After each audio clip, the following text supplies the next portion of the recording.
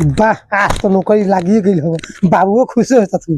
देखा बाबू हमारा नौकरी लाग गल है। देखा ज्वाइनिंग लेटर बे नौकरी लाग तो। हाँ बाबू नौकरी तो एकदम लाग गल। वाह बेटा वाह बेटा तोला महारा तो देख जोर जी है। अब जोर पटीदार के जरा देवे के बाद नौकरी ले रुक मिठाई मंगा दे 10 किलो फोन कर मंगा मंगा बाबू मंगा बता रुक।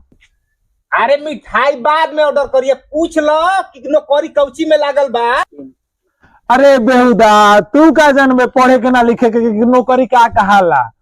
रुक पहले मिठाई मंगावे दे तो बता बेटा नौकरी का में लागल है। हाँ बाबू नौकरी क्या में लागल बा? नगर निगम में लागल बा। नगर निगम में काम कहा बता दी का बा काम। अरे कुछ काम न खबो।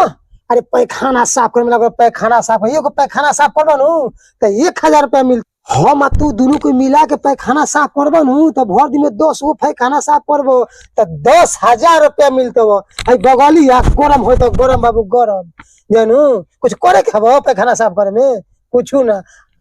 अरे नालायक 10 बीघा टोपरवा का हो रे कि हम पैखाना साफ करम।